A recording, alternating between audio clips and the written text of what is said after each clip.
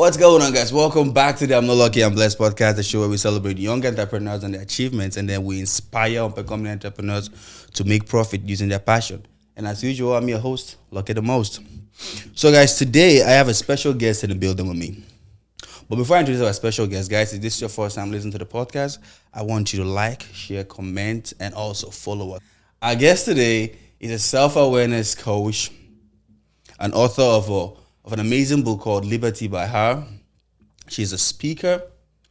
She is a mentor to so many people. She has come up with so many programs on organizations. One of them is called Networking with Her, where she brings women and, empower them, and they talk about self-awareness, how to help women basically, be the best version of themselves. So if you're wondering what self-awareness is, what self-love is, what self-worth is, what all those, we hear self-love, but we don't even know what that is. Today's podcast is going to help break it to us, because we have the one and only Jode in the building.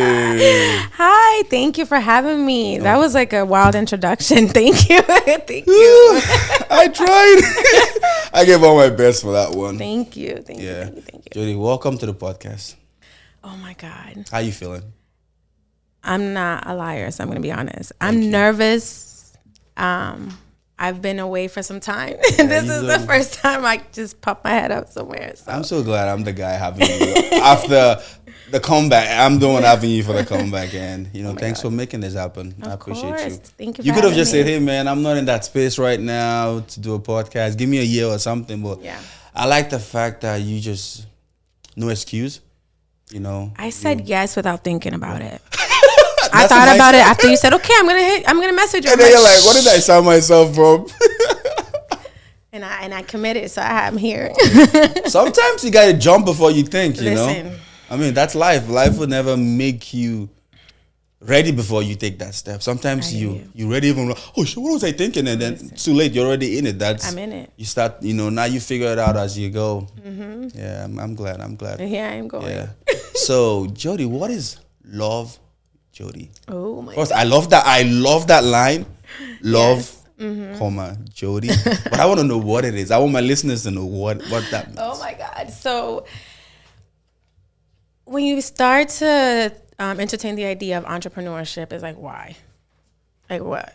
And then growing up and in my early 20s, everybody was like, I was always the go-to person for like advice, conversations. What do you think about this? What do you think about that? And I always had something to say. Even when I wasn't asked, I was like, I always have something to say. Whatever there was, I have an opinion. I have an opinion. Like, who asked you? Trust me, I do. And I went, as I got older, through mentorship, a lot of my mentors would advise me, like, you'll be a great life coach. And I'm like, what is a life coach? What are you talking about? I didn't go to school for that. And they was like, oh, no, it's this. So I got on my phone. I went on Google. Start looking it up. So I was like, "This is me." Oh shoot, okay. Because I have a finance background. Yeah. I was in corporate America for some time, and it was super tired. Not me. It was dry. Yeah. And I wasn't fulfilled at all. I was just here typing, losing weight, gaining weight. It was just sitting all day. Listen, and then you're tired all the time. And I was still in school, and all that fun stuff. So. Through my own trauma, I experienced a traumatic experience in 2017 that brought me to my knees, and all I could do is pray my way out of it. In partnership with therapy, I am a big advocate for therapy. And through that, I left. I was on medical leave from work. Almost no one knew until they did. It was way after the fact. How many? How long after the fact? Towards the end of the treatment. And it was around the holiday season, so I had to show up. I'm like, damn, I don't want to show up. I would show up for literally an hour. I'm like, okay, Jode gotta go. And in partnership with my therapist and just really putting myself first and just hitting pause to really figure out where am I going in my life. I don't like my job. My personal life is just falling apart. Yeah. And I can't do this. This is not what I envisioned for myself. So there's a difference to me between like and love. And I realized the love that I pour for others, I need to stop pouring for myself because I'm giving my all to others, the people that I love. Even in romantic relationships, like, I love you so much, I'm going to do this. So I'm going to buy you this shirt and this outfit, but not get my nails done. What? Like, it happens. It's happening. What? It's happening. So when I became the healing journey, like, the process stemmed from love. Like, I chose to love me. I like me. I think I'm dope. That's right? Yep. I like me. Yep. I always say, if you don't like me, it's because you cross me, or I don't want your energy with mine. It wouldn't be because of my character. Yeah. So I like me, but I'm like, sis, I don't think you love yourself enough to put yourself first today, tomorrow, and going forward. How are you supposed to create what you want to create and live in this purpose if you don't love yourself? So I started creating. I write. And so I started creating this program, and I started, like, just talking to people, and then I threw in the towel in corporate America, and I went to get my life coach certificate. I went to Houston for that, and came back, and I started pouring into coaching, and then I'm like, what am I going to call myself? Is it just my government, like Jodeliz, or what? And then I'm like, Jodeliz, like, okay, cool.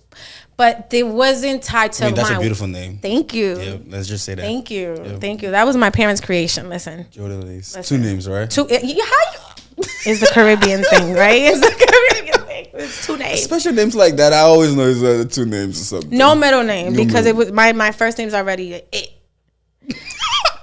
Okay. No middle name. No middle name. My first name's it. But Love Jody started that. Like, I'm writing on paper, and I'm like, what am I going to call this coaching business that I want to do for young women? Because at that point, through my trauma, I was unpacking things from when I was young. So I'm like, if I could do it, and if I can create this blueprint, and if I can provide the tools and the resources that these young girls need to become self-awareness and to lead before they get into this wild world out here, I'm going to do it. And it starts with love.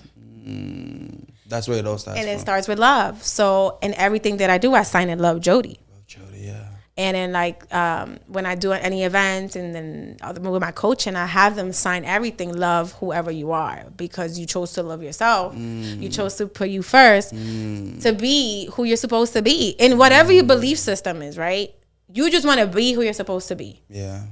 And I'm guiding you there. So half of the battle is you showing up. I'm extra. I'm an extra. So that's where I came up with the name Love Jody. It's a beautiful story. I saw the name at first, okay. I just thought the name was Love. I first thought it was your name. Both were your names. You get it, right? That was what I thought, and then I was sleeping on it.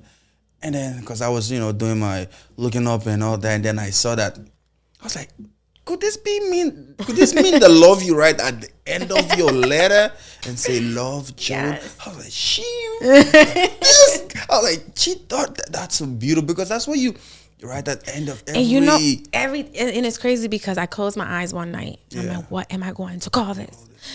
And I closed my eyes, and I just saw me signing something. And that, I'm like, how do I sign things? And I always cards to front love. I've always. And when I saw that, I'm like, boom. I know there's something about names that once you get that name, boom, like, that's it. Ain't no going back. Just feel it in you. Yeah. So, I don't start something until I have a name. You understand? Right? There's something. Even when I was thinking of the name for this podcast, I sat all day and was like, what can I call this? Thought about this, thought about that, until this name came out. Well, the more I got the name, I'm like, hey, there's no going back. This is it. We're running with this, and around with it, and that's where we are today. And my question is, like, why being a coach, and also for, like, younger women, why did you choose the spot? So, there's so many reasons, right? Like, I think for me, I want to be who I didn't have. Oh man, don't we all? That's so amazing. And it's no shade. Like, I had dope people in my life. Right? But I'm a different type of breed. Yeah. And I didn't have the different type of breed people. Jody's killing You know what I'm saying? Like, I didn't. Yeah. And I'm like, yo. And then I had so many questions, right? Because like I was mentioning, I was talking on my way here. I had like the best conversation with my Uber driver. She was like a Brazilian woman. She's dope.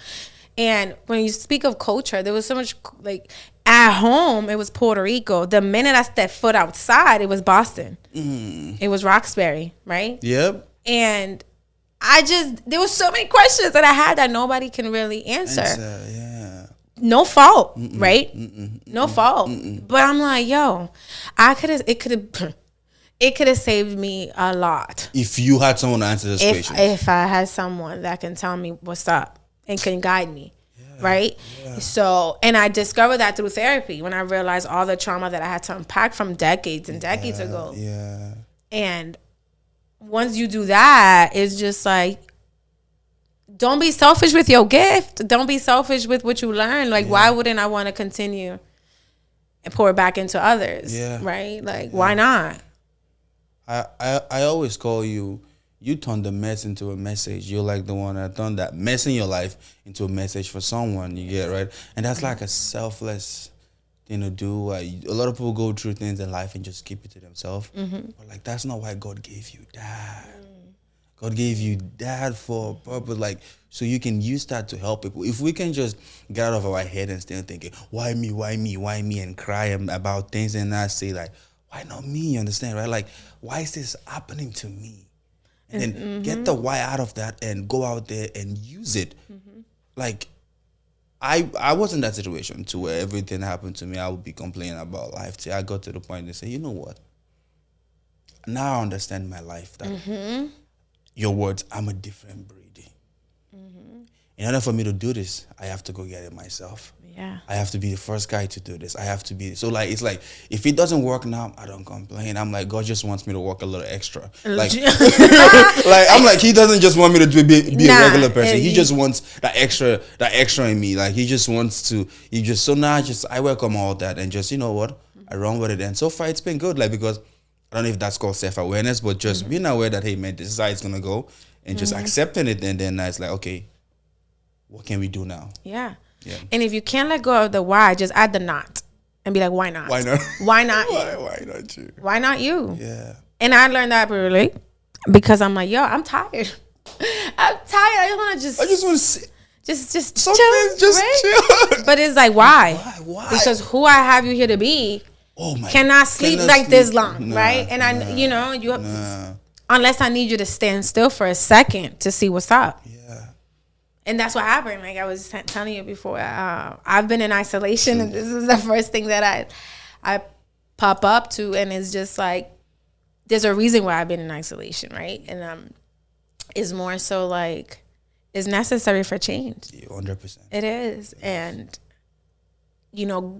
I went to an event last week, and I saw so many faces, and my anxiety went off the roof because being out in the nightlife in random places is different than going to a place where I know I'm going to bump into people that have not seen me in over a year. Yeah.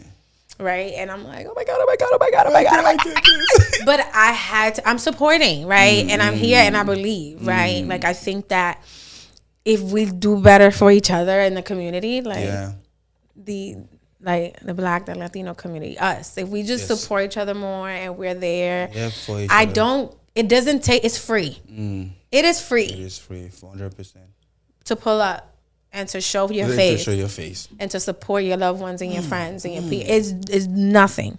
I don't have to know you and talk to you. And I'm going to share your stuff and I'm going to post it. And then I'm going to talk to a random person. I'm like, oh my God, this person has a podcast that I think you'll be great as an up-and-coming entrepreneur. You know what I'm saying? That's just me. Just exactly how Brian made this connection. Exactly. He saw you and he's like, boom. Jody's, you gotta have Jody on the podcast. Really? And then I spoke to you and I was like, oh man, this is someone that needs to be on. She's doing so much out there. I mean, you've been, like you said, in isolation, so you're gonna like slow. But when I went through your page, you gave a lot. Yeah. Oh you gave a lot. What was this video, okay? I was going to ask you the question. Are you ready to die now? Because there's a video you made in 2019. Oh my God, I died down the stairs and then you're like... It hurts so bad. Like, and then the video was called "Time Is of the Essence," and you were talking about how if you were to die today, what would you like? You're not ready to die because you. I was like, my life flashed before my eyes. I'm like, here it goes. That's what I get for texting and walking. Like, that's like a wake up call too, you know. It's like, damn, I could be out in a minute, in a second. Or not even like, okay, I'm very dramatic. Yeah. Not going to lie. But dying even in, like, okay, I could have been alive, but I could have broken my leg. Yeah. And I'm a dance. I listen. I'm like, how am I going to dance? How am I going to dance? I'm going to walk.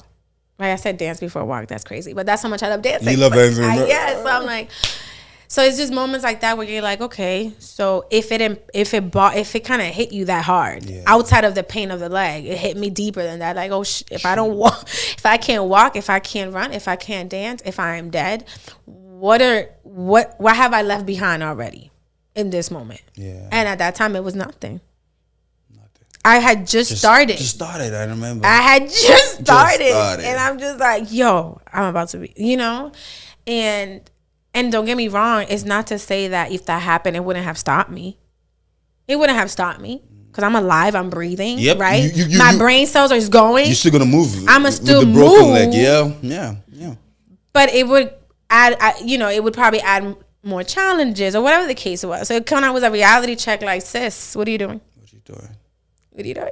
I feel like we need that sis, what are you doing moment in our life let's say every month, every week or something, because as humans, we get complacent easily. Oh my God, yes. Especially, it's not easy doing what we do. Not easy. You understand, right? When you say, oh, I want to be a trailblazer, I want to be a pathfinder, you know what that really takes? You get, right? And, you do it for a few years, but let's be humans. You get tired too. And then life is still moving. Life is still moving. You get, right? Like, you get to a point where you start questioning yourself. Like, like how you talked about when you went out and you were anxious with seeing people. It's okay to be anxious. We all are. Like, I was sweating when I studied this, but do you stop or do you keep going? You understand? That's where it really counts. Like, some days, we don't even know. It's like life. We don't even know what it's bringing, but we wake up and go out, right? And like, oh, I'm ready for the day. You understand? That's how everything we do is like, we don't control anything. Yeah. Afraid? Yes, we all are afraid. Yes. But like, do you do it with the fear or you let the fear stop you? That's like any man that comes in and say, I'm not afraid, I don't like you. I want to hear someone that say, I'm afraid, right. I'm anxious. All the time. I'm broken, but I'm doing it. But you're moving. But I'm moving. Even if it's a small move, I'm moving. Oh, I like that person, that the one that nothing happens to, you're always running, like you're always moving fast. Now, I want to see someone that is broken, but out of that brokenness is still, okay, I have this little for you. You know, I like the Bible story where there was this guy that Jesus was saying, if a woman gave a cent, just a cent, from all she had, a cent, and then the guy gave like $1 million, and Jesus asked like, among these two, who did you think gave the most? And they were like, oh, the one who gave $1 million. He's like, nah, that guy has a lot to give, so $1 million was nothing. But this woman here gave her last cent. And that cent might not mean anything to anybody. Like, what am I going to do with this? But from where it's coming from, it means everything. It means everything. It means everything. So that's how our life is, So when you say, man, Jode, you've done, I feel like, hey, man, life's like this. Yo, when you're down, you're down. Just like that. Yeah. Just like that. Yeah. And once you come to terms with that, it's a wrap. It's a wrap. And it's a wrap. And not only that, but like, listen, like I mentioned earlier, I'm not a liar. So pride and ego doesn't, I feel like I don't hear it enough, or maybe because I choose not to, or just don't want to listen to. But women also go through pride and ego issues, and I am a very strong Scorpio, right? And I'm not, that kind of kicks into play. And I like when you come to terms, like when I was in isolation and I learned the power of boundaries and the power of vulnerability, and I'm not someone who's going to sit here and be vulnerable, right? I wasn't, right? Now I am. And I'm okay with that. You're okay with that? I'm so okay with that. It's kind of crazy. I know. That's the worst one. That's the worst one. It's kind of crazy. Like, you're so okay with it. I know. That's the... But honestly, it's also part of like pouring into your feminine energy. Like I've always had to operate in such a masculine energy by default that I unless someone checked me, which I don't mind getting checked if it's for my growth. Yeah. Just make sure you talk, Yeah. to me nice. I feel that. But there's other people that, for me, intent is everything. So if your intention is for me to just shake it off, check me. Go ahead. Go ahead. Yeah. Just, want to get some coffee later after. Like, I don't take it personal. Me personally, I really don't. It's just, I need to understand that the intent is not to hurt me and to put me down, but to lift me up. Yes. And I don't, and if that's the case, you wouldn't even be in my circle. Yeah. Because I'm not, no. So. I feel that. Yeah. I feel that. There's something you posted once on Instagram, like something I love. It's a long time ago. You said rest, but don't quit. Yeah, right? I was like, the world doesn't emphasize this enough. You understand, right? Like, it's okay to rest when you're tired, man, but as long as you don't quit. I just want to, like, you posted it a while ago, but like, what were you thinking when you came up with that saying? Like, rest but not quit. So these are some of the phrases that came up for me in dreams, right? As I was writing Liberty is Her. Yeah. And not everything that you see is for what you're trying to produce at the moment. So rest, not quit, where I thought was going to be something pertaining to my book, it was more so pertaining to my audience outside of Liberty is Her. And it's important to understand that self-care, it became a hashtag. And what is it really? Like, it's outside of the physical. It's outside of getting your hair done, getting a line up, getting your nails, going out for drinks. It's more so, I'm going to get a therapist. Yeah. I'm going to get a coach. Yep. I'm going to get a trainer for the gym. Yeah. I'm going to change my diet. Yeah. Right? I'm going to start meditating. Whatever wellness looks like for you. That's self-care for me. And I think that you can rest.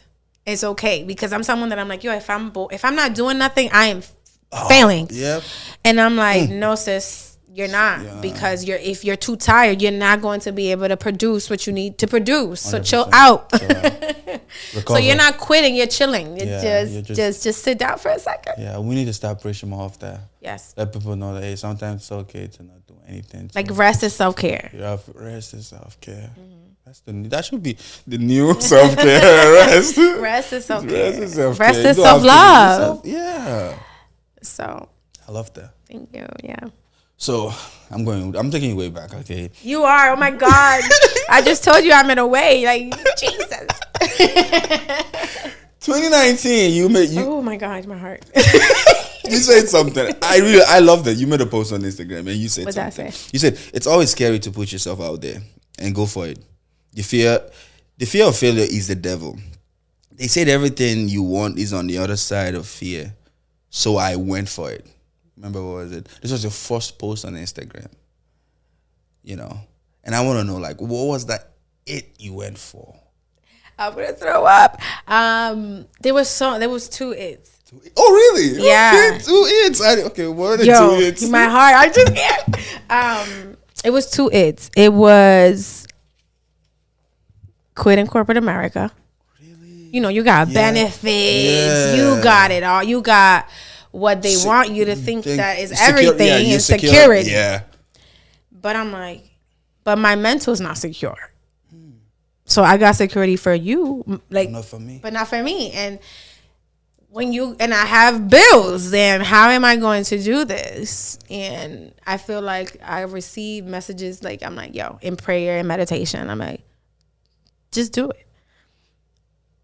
And with that came also just becoming like doing Love Jode. I launched Love Jode in 2019. In 2019 I also started Network with Her, and I had to go out there and find a woman-owned business, so I had to tap into my network. Yeah. I'm proud of my network, by the way. Like, I love my network. They're so cool. Yeah. I wanted to be in a woman-owned restaurant or space, right? And for me, it was important to introduce Network with Her to my intimates. Certainly. And I always do that, I think, because my intimates understand me and they know me and they know my Yeah, roots, right? yeah. So I want to share this with you first and then share it with the public eye. Okay, yeah. If you guys like it, then If you give me feedback, let me know what's up. It's just like when you tell like important news to just your immediates. It's just that because this is my baby. Yes. This is what I produce is for others, not for me. Yep. It's for others. Yes. It's to impact others and to. So now with her it was that, and I did it, and I had I'm creating the run of the day. Yeah. Or the evening, and I'm creating conversation topics, and I'm putting my thoughts and my creativity on paper to show it to my intimates, and I still was dying. I was like, oh my God, I can't believe this, I'm doing this. Like, it was crazy. And who I am, it was like my best friend's birthday weekend, so I got the person to get a cake and bring it out randomly because that's just who I am. I love birthdays. I think it's a celebration of life. Yeah. We made it.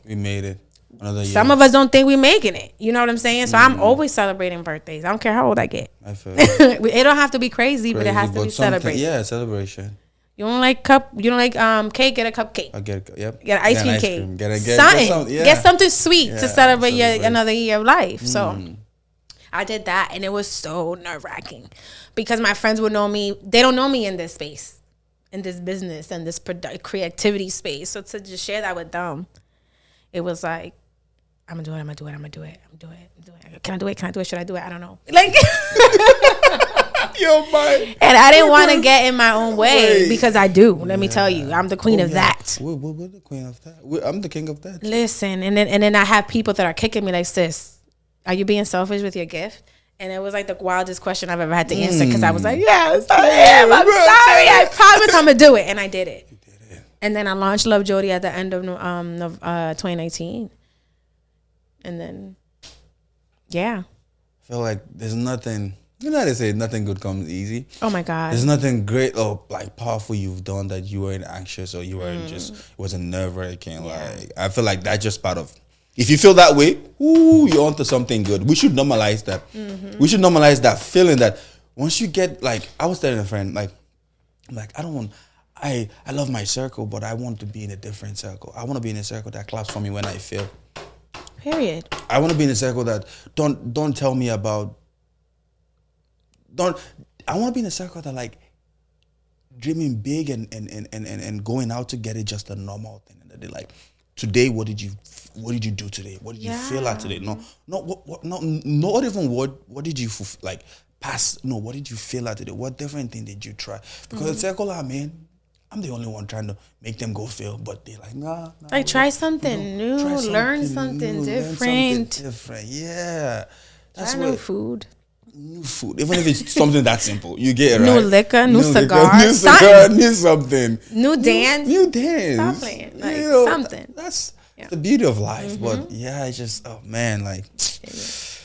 Oh man, when you said you're a different breed, I was like, yeah, she's speaking a good language. Yeah, I love that language. And what do you mean by you're a different breed? I want to know, like. Damn, that's a big question.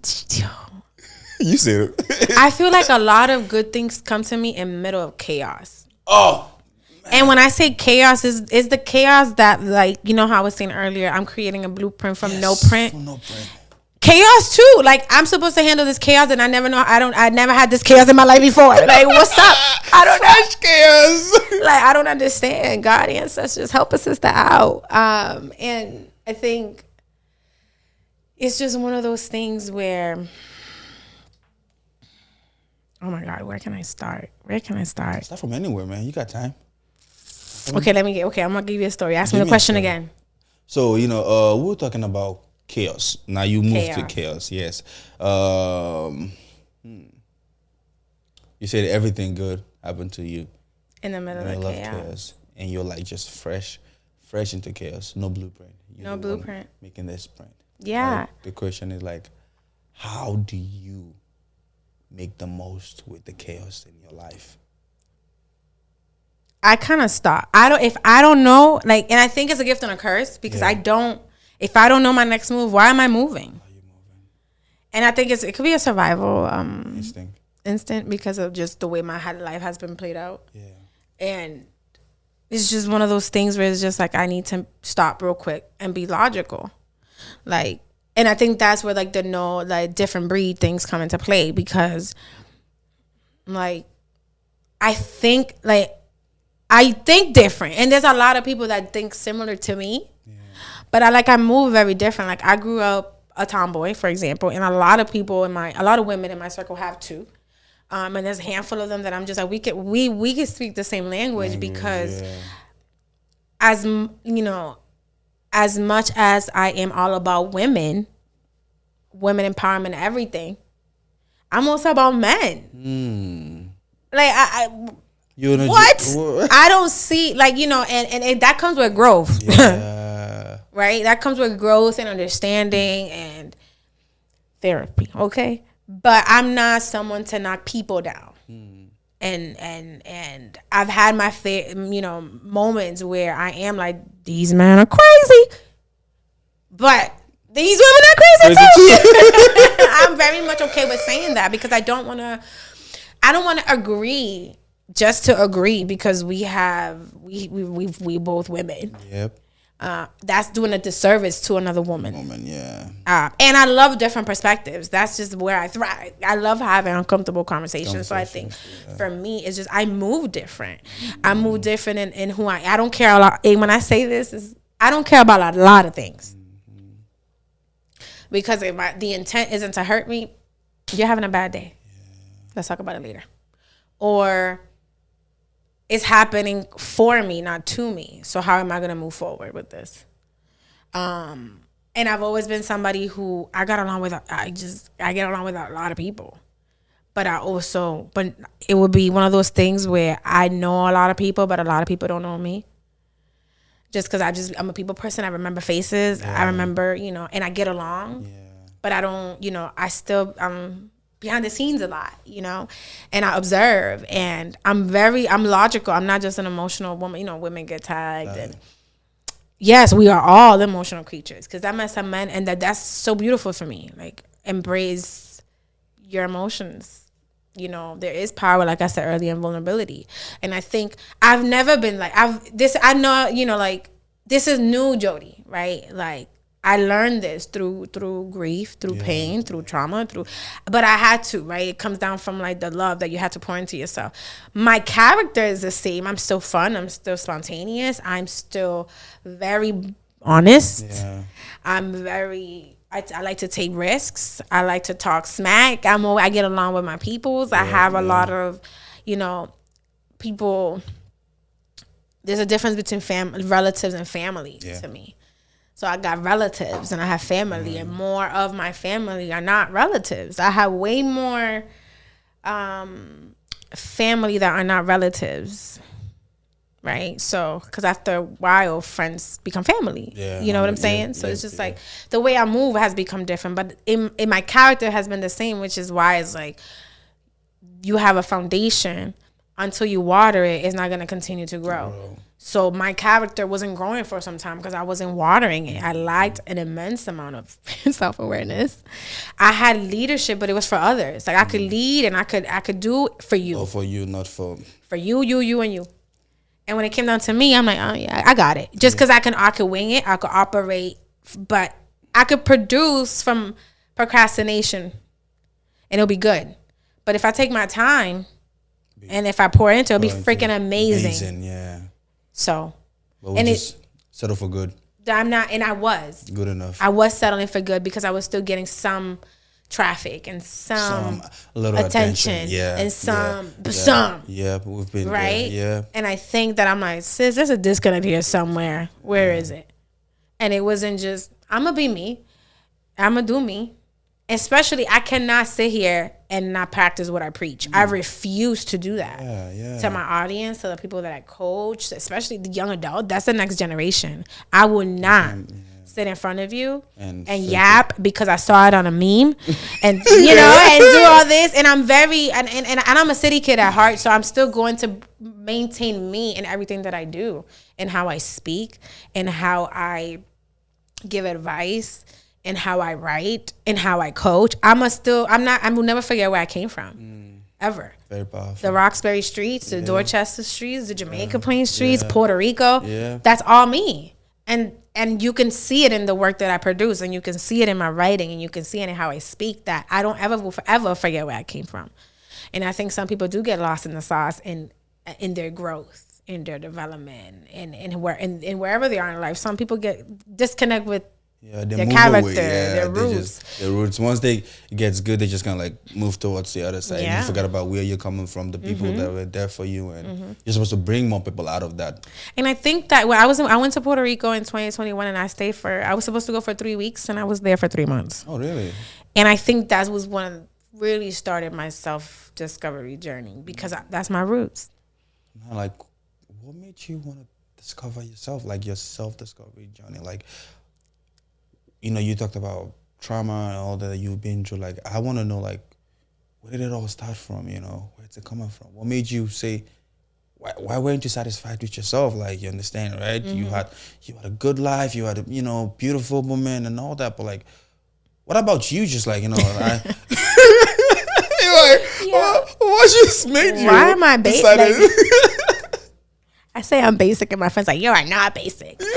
But I'm very simple. Like, it's just I just want to chill. I want to have a good time, and I want to like vibe out, impact the world. Like, there's just so many things. There's just so many young adults with no resources, and they're there. It's just they're there, but they don't have. There's no opportunities that come their way. There's no people talking about them in their communities. And it's just like, or not enough people that are going to speak their language. Like, you can't tell somebody how to make $1 million if you don't have $1 million. I know. So if I'm not learning you can't tell me that me witnessing somebody get shot at the age of 12, 12, that what I'm going through. True. If you didn't go through it. You don't go through it. You're not going to tell me how to maneuver through certain thoughts, if you've never feelings, emotions, if you didn't go through it. Just because you have a degree that states that I'm really big on experiences. So Love Jode was what made me, right? Because Love Jode was for that. Yeah. It was to eliminate that, or to know how to navigate through it, because this is some things these are the cards that we were dealt with. How are we going to navigate through them? Because they say our story's already written. We just have to get there. So it's just like, okay, I'm en route. I know the minute I'm not en route, I know. And I got to sit down. and really revisit my why. To me, identifying your why is like my favorite question in life. And I still ask adults, what do you want to be when you grow up? Is a big question. I ask people. Are you doing what you said you were going to be when you were a kid, when you grow up? Absolutely not. But yes, if in different ways, right? Like it's crazy. So in high school, I wrote a little short story called High School Gossip. And I passed it around. And no one knew that it was my story. From freshman year and sophomore year. Really? People got in trouble in class reading that freaking book, and like little short story. And everybody's like, oh my God, it's so great. Oh my God. And I'm like, little do you know, it was my story. So I'm like, okay, I've been writing. I've been journaling. So I thought I was going to go to school for journaling. Nah. I was going to go to New York because I wanted to be Missy Elliott's backup dancer. I swear to God. I was like, yo, this is what I'm going to do. This is what I'm going to do. I'm going to be a dancer. Backup dancer. Not the main. Respect that.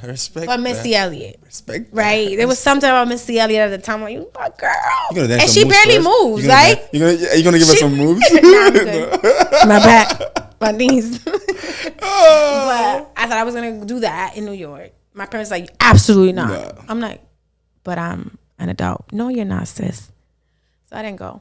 But my mom was like, but what if you get injured? Your career's over. It's kind of like, sports, for example. Like, you're injured, you're out. Then I went into early childhood development because I thought I wanted to work with kids. And then I was an after-school advisor at the Curley Middle School. And one of my students got killed. I lost my shit. I was like, this is not for me. Wow. I get attached to the kids. So there was always a mother instinct within, a nurturing instinct within. And they say it's because I'm a woman, but I know a lot of women that don't have it. So I don't want to tag it as such just because I'm a woman that I automatically have to have these feelings, right? And then I was like, I'm not doing that.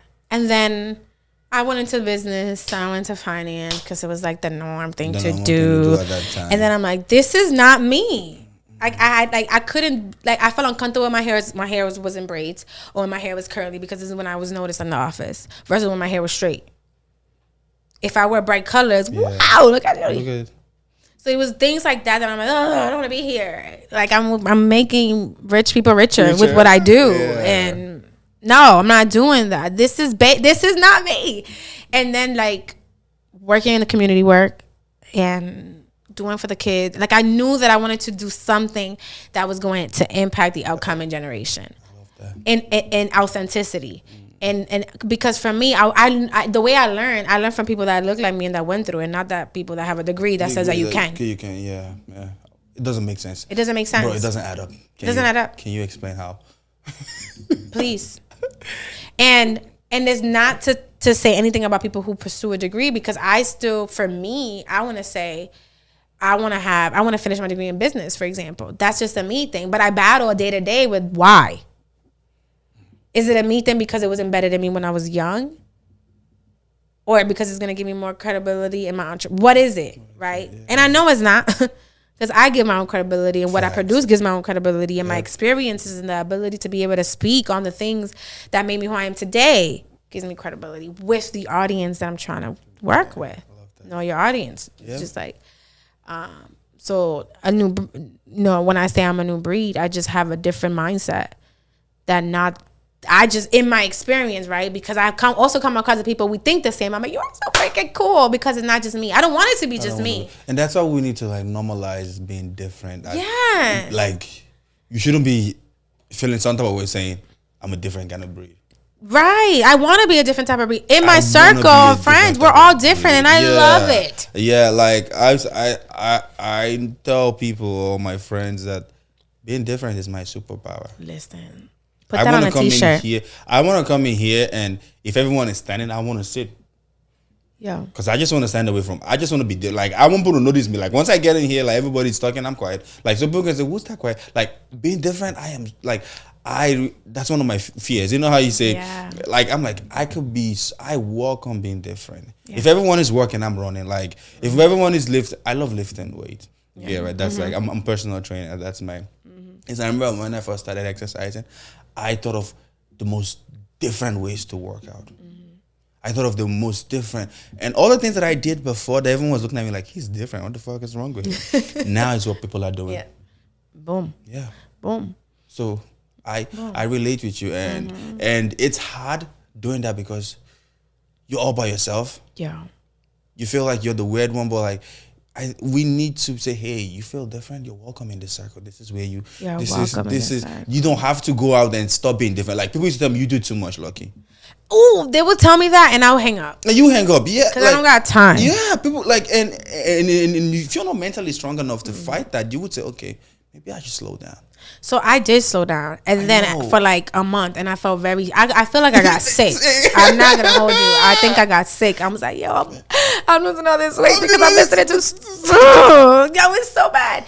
And then the last time somebody asked me that, I was like, you're not doing enough. And I never heard that statement again. I've never heard that statement before. I want to say it to the next person that tells you that. You would never. Someone tell me, Lucky, you're not doing enough. You think you're doing shit? No, you're not. And you're not doing enough, baby. Like, I'm so sorry. God bless you still. God bless you still. But don't tell me that I'm doing too much, because you don't have the courage to step up. Step up, yeah. Or to live what you want to live. Because I don't get it. I want someone to look at my lifestyle and tell me, Lucky, you're not doing enough. You think you're doing stuff. Like, literally, you could do more. You could do more. You could double that. You could double that. Keep going. You could do more sets. You could do more. Because I feel like lately I've been trying to up my game up to. It's like I've been really comfortable with average without even knowing. You get it, right? I've been comfortable doing average stuff and all that. And like, I just looked at my life and said, do you think this will take you anywhere? Oh, you gotta dream big, but also jump high. Like, you gotta be like, what's your biggest dream ever? Like, your biggest life that you want to live? And how about you start living that life right now? Like trying to sow those. I'm not talking about doing what you can, trying to drive fancy cars and all that. I'm not talking about that, because I believe more in the work of it. You get right. How about you work like that? How about you think like you're a Steve Jobs and you work like a Steve Jobs? Like can you really? Because oh man, it's tough, man. You're coming from a place where all your friends just love the average life. You do so much. Like, you're doing too much. That's good enough. Yeah. And I did a podcast once saying, good enough is the enemy of perfection. Say that again. Good enough Yes. is the enemy of greatness or perfection. Yes. And then perfection is the enemy of good. There's no. I don't want you to be perfect. Like I tell my clients, like, ew, no. Yeah. I want you to show up. I want you to show up. Yeah. I want you to show up. It's so funny because perfection stops people from being even good. Boom. Sometimes you just have to be good. You don't have because to you're stressing to be perfect that you missed the journey. You missed the journey. Did you just miss the small wins that you just? What's up? Like, what are we talking about here? Like, and then the thing is too, like, I thrive. I really enjoy accountability partners, and it's not because I can't do it by myself, but there's just something about knowing that we are doing this something together. And I remember just when writing Liberty Is Her, I would just get on Zoom with a friend, and we're both writers, and we'll just put like music in the background, and we'll both write. We couldn't be there together because I wrote Liberty Is Her in 2020. Yep. So, but you were doing it on Zoom. So we do it on Zoom. That's a different level of commitment. I needed it. I was like, I need you because we're stuck in this house and we can't see each other. So it was just like accountability partners. I thrive off of them, and I think we start like I have Love Jode, but I co-founded a nonprofit as well. So that's the Pride Amanda. The Amanda Project. Yeah, right? Pride Amanda. Yeah, I love that story. And I did it with my friend, and I feel like we became even like soul sisters at this point, because we were creating a blueprint together, down to getting the 501c3, like the understanding of it, which I'm still like, yo, that was a lot, because everything was through Zoom. I was in Puerto Rico for 3 months, so it's like I brought my laptop. Yeah. So like it was just crazy knowing that we are en route to something, right? It's no longer an organization. It's not people call it is a passion project, but now it's more than that, right? It's way more than that. So it's just like, and then when I did my Love Jode, like I still had the support of my business partner with Pride Amanda and friends. Yeah. But this is me. This is you. Right? Like my business partner will come and support, and she'll be behind the scenes with me, but she will participate like she has never seen this before because she wants to, right? This is good work, right? I love that. This is good work that I'm a help you behind the scenes, but I'm still run this like I'm a participant and I'm a client because it's good work for women, right? And I'm just like, I love you so much. Jeez. And the rest of the girls are like, yo, send me it. Let me see it. What's up? Let's try it. And I'm very grateful for that. And it's just like, but when you're trying to create, like I said, we're all very different. And like my circle is very different, but same. Yeah. Right. And the support, I think support is everything, right? Like having a dope support system is amazing because when you're like me, ragging my way sometimes. And we all do. And fear is like, sis, can you do that? Like, and I think a lot about like, I'm my own worst enemy. We are, like I feel like in working through that, it has been dope to me. Because I hear it's crazy. It's like the devil and the angel at 25/8. Never mind 24/7. Yeah. And I'm just like, yo, stop talking to me. Stop, shut up. You don't hear me. I can't do it. And every time I follow my intuition, I'm on the money every time. Every time. Every time I'm like, I can't do that. Sis, what? Why can't you? And I'm having that I'm having a conversation back and forth. Why can't you? Why can't you? I'm like, yes, I can. I could do it. And I'm in it. And then when I'm in it, I want to throw up. I am sweating. I'm just dying inside. Yeah. But nobody would ever know. Nobody would ever know. Unless I tell you or you know me. And sometimes I have like a fit, like something that I'm like playing with in my hand. Yeah. Because people say I'm a natural, but that's because I love conversations. I love talking to people. Yeah. But I'm dying inside, and I'm okay with saying that, right? I'm okay with saying that. I'm okay with, vulnerability. I think once I discover, like, yo, this is me. Take it or leave it. Facts. And I'm not for everyone. No one is for everyone. I don't think you have. I'm for the people that I'm for, and I'm for the people that I want to be with, right? Where I want to be in my space. It's so important, especially with the work that I'm working on. Like, I can't be finessing these people. I can't just be talking to talk. I can't just copy and paste a hashtag. What's up? I can't do that. I refuse to do that. I refuse. I'd rather stand out. I'd rather have those uncomfortable conversations, because the difference between, when we go back to your question of different breed, I say what you thinking. Like, I say out loud what you're thinking in your head. Yeah. And where does that come from? Where does that come from? Yeah. My mom. No. The ability to say what people are thinking. I mean, yes, your My mom. mom has no filter. Okay. No, but I think it's from the fact that you've been through it too. What do you mean? You've been through it. You know how you say I've been on the other side yes of thinking it and not saying it. of thinking, and you've been through what they're going through. Also, you've been through that process too. So you kind of like know what they're thinking. Right. You get right, yeah, because you've been dead too. Does that make sense? So that's why you can say it, because you've been through it. You have that. You have the right to say it. But not only that, but my intent is pure. So it's just like, oh, my bad. I said that. I said that. Like that. That's what I sounded. I did not mean that. And I always hope and pray that my loved ones know that the intent is good. It's good. Yeah. But like, cause if I silence myself, I'm doing a disservice to my voice, and to you and to them also, and to them, because you want to be your best self. And if your best self is not coming out, sometimes we just have to, say things that are uncomfortable. Like they say, the truth will set you free. Let me not lie to you, because I want to set you free. And the only way I can, and the truth hurts. And the truth hurts. It's and that all is part of self-love. Like, yeah, it's all that's part of all self-love. self-love, because if you don't lie to yourself, how are you going to silence your voice and say, I love me? You don't love you? Nah. Don't get me wrong. There's moments where I have to think 4 times before I have a certain conversation. Yep. Just because I'm trying to choose, like, is this worth to talk about? Is it me overthinking, being emotional? Yeah. Is it worth the conversation? Because I really, like I said, I really don't care about a lot. Like, I'm just more so, you be you. Please be you.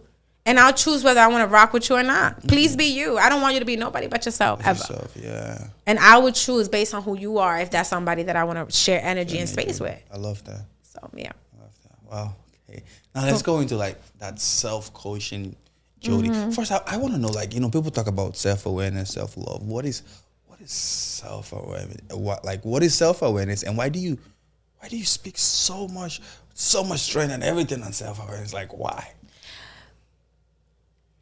So I believe when I have conversations, and I love debating on topics, uncomfortable conversation is like my favorite thing to do ever. And when I think about self-awareness and why I'm so passionate about it, is because self-awareness saved me. Like, self-awareness saved my mind in moments where I was broken, in moments where, I'm depressed and my bed was swallowing me and I didn't know what to do because I wasn't self-aware. Like, my self-awareness started based on when my mom and my dad told me, this is what it is. Why? Because I said so. Right. Or it's a cultural thing. No fault to them. It's a cultural thing. And I'm like, but why? And I think that's where also my why is my favorite question. Why? Because when I asked why when I was a kid, it was because I said so. I don't tell none of my kids. I'm not a mom, but my nieces, my nephews, they're my kids. My friends' kids are my kids, and they know it. Okay, so I never tell kids why, because I said so. Like, but some of my friends will be like, because you're not a mom, yeah, you don't want to explain it all the time, and I get it. But this is why I'm the auntie, right? Where I'm gonna explain it to you because I want you. Yeah. Moms are lit. Parents are popping. Yeah. But sometimes they're with you 24/7. I'm with you sometimes, right? So in that sometimes I'm pouring into you as much as I can to balance out, as much as my friends allow, right? Because I would never overstep. Yeah. I would never overstep. But I think for me, self-awareness is just so important, and I see a lack of it in our community so much. There is a lack of self-awareness. Self-awareness isn't knowing your favorite color. I'm so sorry. It's not knowing your sign. It's not knowing what makes you upset, and what makes you sad, and what makes you happy, and what you like. Like, I like to get my nails done. That is not self-awareness. You like to do that because you like your nails to be done. AKA me. Love getting my nails done. But that doesn't make me self-aware. What makes me self-aware is holding myself accountable, and where I lacked me. Like, where I was against me, where I disregarded red flags, where I chose them and not me, whoever them is. Wherever you go against yourself, you're not self-aware. I don't care what you tell me. Respectfully. You're not. And if you're not self-aware, now you find yourself in careers that you don't like, in debt that you don't need to be paying for, in situations that you're like, why the hell am I here? In relationships that you're like, shit, what the hell? I remember I was in a place, and in my dark moments. I was in a very, very toxic relationship. And I remember just being in bed and just rolling over to the side and really asking God, is this really my life? Knowing it was shit, it was a shit situation, I was there. There's no way I'm self-aware because I know what's up and I'm still choosing against it. So I know I'm not the only one because I hear it in conversations, but I also want to respect my peers, respect my colleagues, respect my friends, respect everybody in my space. So I'm not going to tell you, yo, you're bugging, you're not self-aware. I'm going to find my own way to have that conversation with you. But there's also something very important for me to, if you didn't ask, I'm not going to tell you. Unless in my gut, in my intuition, I'm like, yo, I have to come through for my friend because they don't see what I see. Until then, I'm going to point to you the best way I can. But I think self-awareness is just so important. And it would have helped me so much in my career. It would have helped. And I don't regret any steps that I took. I don't. I was in corporate America for 7 years and I met some dope ass people. Yeah. I learned a lot about myself in that.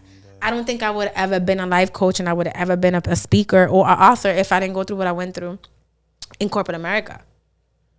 And having a nonprofit, having a for-profit, still trying to make it work, still trying to figure out like what's my next move, how do I do this, still trial and error. But I'm very much aware of that. I think self-awareness, once you're aware, you know what to do. It's kind of like when you know better, you do better. Yeah. There's no way me personally, and in what I put out, if you know, like if you are not self-aware, don't tell me you know better. So, because you don't. You don't. Because how are you going to do better? Like for me, knowing that my trauma, growing up or just my relationship with my father was, even though he's very present in my life, even though he's great, there was growth there was growth moments that he had, right? Like all of us, right? Yeah. And I wasn't aware enough that's why I had so many failed relationships. And that's why I allowed so much because of, what I thought X would be, relationships, partnerships, whatever you call it. And if I didn't identify that through therapy and through really trying to really dig deep, that's not self-aware. I would have chopped it up to that's how men are. Or I would have chopped it up was like, that's what was supposed to happen to me. Or I would have chopped it up to that. Yes, that's what it was supposed to happen to me. But I made that choice. I continuously stayed. I stayed. There was no gun put to my head. There was no nothing. Right? I chose to continue to stay. Just a regular guy. Regular guy. And you chose to stay. Wasn't even, listen, right? So it takes two to tango for so much. Yeah. And I'm going to be real. I'm like, yo, I played a big role in a lot of my shit. Because I wasn't self-aware. Yeah. I had no idea. I was just like, yeah, I'm running with the punches. I'm trying to figure it out. Yeah, no this, no that. No, sis. You just don't know what's up. You have no idea of who you really are and what really moves you. So when I came to terms with like my own personal core values, every business has a core values of what they stand for and their mission. And I feel like a lot of humans don't. And I think that if we apply to ourselves, what we apply to others and to our businesses in just personality development, personal development, we'll go a long way. My values, if you can't align with them, you can't align with me. If my work doesn't align with my personal values, how can I produce what I want to produce? Yeah. If I don't know that this bothers me, I'm going to continue to, I'm sharing space with this. I'm sharing energy that is now manifested into me. And now what? And then maybe that's the spiritual side of me, and I'm very clear and I'm very honest with it because I never want to make anybody uncomfortable, right? Yeah. And all my clients know what's up and they stick around. That's when I know I'm doing the right thing and I'm impacting the right audience. Somewhere along the line, I thought that my audience needed to shift because what I know I can produce elsewhere, but elsewhere doesn't need Love Jody. Right? Elsewhere doesn't need Love Jody. Where I am now and my why of Love Jody is what needs Love Jody. So it's like once you cut, like, and it's normal, right? It's normal to get lost in the thoughts of like the social media, the comparisonitis, all of that, right? But when you come to terms of, well, I do it different. I speak different. I have different experiences. A lot of what I do and a lot of the trainings that I developed and in my writing is experience based because experience is very beautiful and it's very important. Experience isn't just traveling to a different country, to a different state. Yeah, that's what a lot of people think self-love and experience. Correct. Like traveling and I'm teaching myself, but you're hiding something. You're hiding. Excuse me, sorry. You're hiding. You're hiding. Like, I feel like the worst level of savage. Someone I started was telling me the same thing too. She's like, if you can take yourself to dinner by yourself, movie by yourself, take yourself out by yourself with nobody else in there, just sit there and treat yourself the best way. Someone asked her to do that. Like, can you do that? She's like, what do you mean now? I gotta go, people. Nah, I take myself out to the bar and I watch the game with some wings and a beer or some whiskey. Yep. Let me just say that. That's self-love. Bourbon, cognac. Like, I like to drink, but not excessively. I love taking. I take myself out to the movies. I take myself out to eat. I take myself out to ice cream. I take myself to the beach. I take myself to the park. Like, it's nothing. I'm chilling because I like me. Yeah. And I love me too. And that's another part of self-awareness. I needed people before coming to me, to who I am today. I needed company, bro. I was just like, or like when I was done with something and I found myself doing nothing, I'm like, I was itching to, crazy. Where now I'm like, I'm chilling. Friday nights, a lot of people, when I was just telling you, I went out, people are like, where you been? How you been? You been back? You're back? Da, da, da. And I'm like, oh shit. I've been in my living room eating pizza Friday nights and watching documentaries and chilling and vibing and Netflix and chill by myself. Yeah. Because there are your selective few, right? Yeah. That will pull up on you because, I'm a people person and I love my people. So, you have your selective few that like that won't let you be alone. Yeah. Right? That, yeah. So I have to honor them because when I didn't, it wasn't fair to them. It wasn't fair to them, yeah. It wasn't fair. And I did. And, I had to call them and be like, my bad. I didn't know. And some stuck around and some was like, and at that point, it's just like, it's okay. No love lost. But it's super important for me to continue to manifest self-awareness for the community that I service. I love that.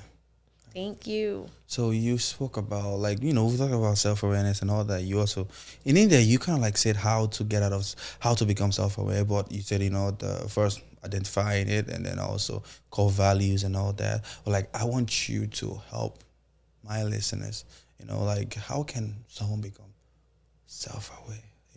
People think it's, making your nails and all that. That's the process. But like we talked about, that's just minor, you understand, right? There deeper levels to this. What are ways that people can, become more self-aware? This is going to be crazy, but get out of social media. Social media is great. Don't get me wrong. I love it. I love it. There's so many amazing things on social media, but there's so many things that can kind of paint a picture of something and define something that it really isn't. I think if you keep it real with yourself, really real, keep it dead ass real, because we are our own enemies. If you're lying to yourself, that's already a disservice. I think when things are not going, if you're uncomfortable about something and something's not going your way, if you're asking yourself constantly, why is this happening to me versus why not? I think you need to do a self-check-in. I believe in self-check-ins even now because life is lifing. Life is happening. Life is life. Personal things are happening. Life is just happening. So for you to really you have to want it, and you have to be real, and you have to really know and understand what is the definition. I really Google self-awareness, right? Okay, this is what it means on Google. Great. What does it mean to you? What does it mean to you? I have my own definitions to things. I do. And people be like, oh. And I'm like, and it's not because English is my second language. I promise you it's not. It's just because perspectives. I love perspectives. Yeah. And I'm like, we're smart. We know what it really means. But what does it really mean to you? Because it's your life. If self-awareness to you means my favorite color is red, and I know that I want this type of person as a partner, and I know that this is the type of life that I want. If this is it. This is it. If that's how you really truly feel in your heart. Be honest with yourself. Be honest with yourself. If your freaking gut feeling and your intuition tells you this is my life, is my best life, go crazy. Go crazy because I'm here for it. Yeah. Because I have people that live a very simple life, the whole 9 to 5 to stay alive, a white picket fence and a dog and yo, go crazy. Go for it. If this is what you are and you living your best life and you are happy, I'm here for it. I will come to all the cookouts. I would just be there. I'm here for it because I just want you to be good. I want you to be happy. I want you to live the life that you want to live for you. But if you're living it for others, and if you're living it to make somebody else feel like, yo, you made it, I'm so sorry. I'm so sorry. I think you should just do a self-check-in and really keep it real with yourself because we have one life to live. How do you choose to live that life is up to you. You can't be mad at nobody but yourself if you make the choice to live for others and not yourself. Or to live for how somebody will perceive you. Don't live for others, bro. Don't. It's so toxic. It's not worth it. It's just like when they say, I'm in a toxic space, or I'm in a toxic relationship. You are toxic within if you continue to live for others and not yourself. Wow. You toxic. So you said social media, get off social media. I knew you was gonna say that. I knew you was gonna bring it back up. No, I need to because yes. I want to understand as much as I could. I love it. Right? I love it. And you said get off social media. What is it about social media that like people should get off from? If you don't have the mindset to scroll without thinking that your life should look like what you're looking at, get off social media. If you're constantly comparing yourself to what you see on social media and you feel like because, like you said, you're a trainer and you're going on social media, you probably hashtag trainers just for inspiration, whereas other people will hashtag it just to start to compare themselves to see how they could do better. Like we all could be up here. We all could, like, what makes you different is you. I'm not going to be different coach because I saw that coach and that coach and that coach is doing that. I'm not doing that. So when you start to really feel like you're disconnecting from your why, you're disconnected from you, get off social media. And you'll see it. Yo, I got off social media for some time. Somebody said it. We don't know what's up. I'm on it for inspiration, checking on friends, but I stopped posting because my success is not going to come from social media, right? It is and it isn't, right? Because I'm still working behind the scenes. And I know, social media is important in the day that we live in now, but it's how you use it. I don't, like I said earlier, and I'm learning through it, right? Because a lot of people say just post, right? But if I'm not good, what am I producing to my audience that matter to me? If I'm not good, what am I producing? If I'm, I still haven't mastered the ability of not being good, right?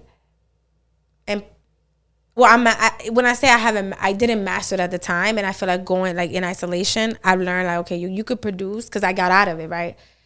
When isolation and change, it was one of the first times where I'm like going through this grief and going through this loss and doing boundaries and changing. Yeah. And you're like, now that I got out of it, I'm like, oh snap. I know what it's like to do X, Y, and Z. So and it shifted for me. It brought me back to my why. So while people sit here and say that, you got to do this, you got to do that. I know I have to deliver. I know I have to create a presence. I know I have to do this and I have to do that. But I would be doing a disservice to my audience if I'm doing it just to do it. If I'm just not pouring in or if I'm not consistent.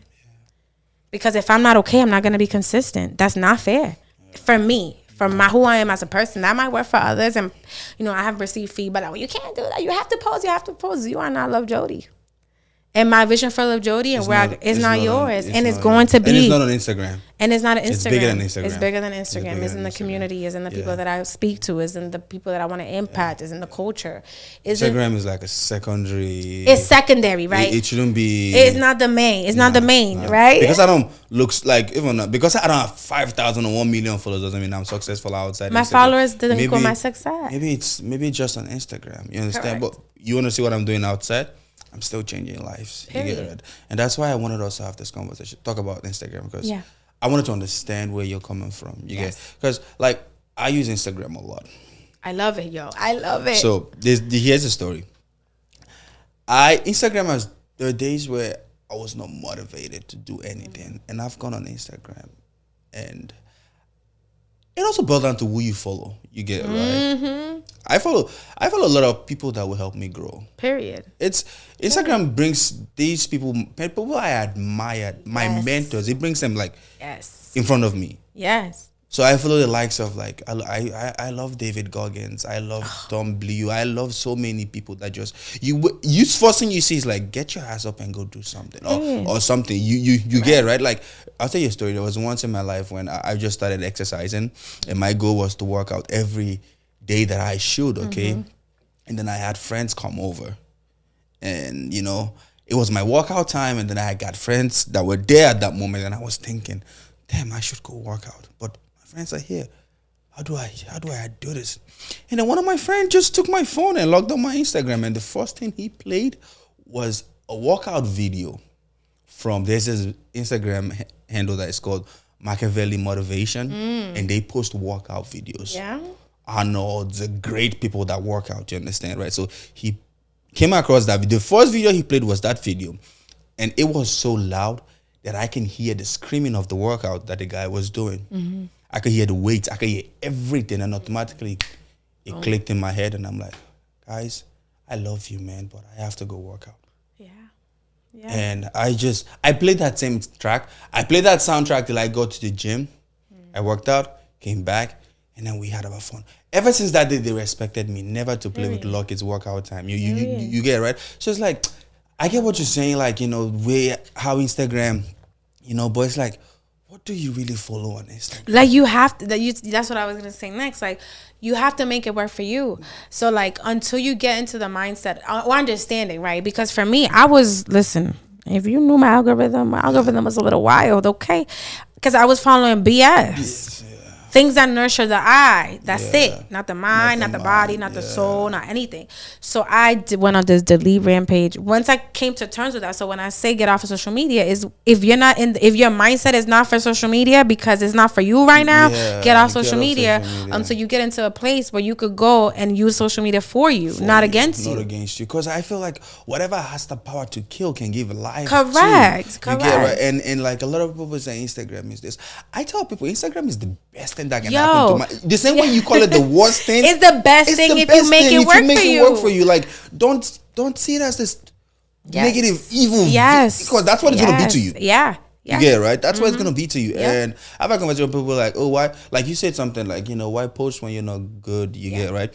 I love that. I respect that too. And I was in that place where it's like, I don't think people want to hear me until I posted something so basic and someone told me, wow.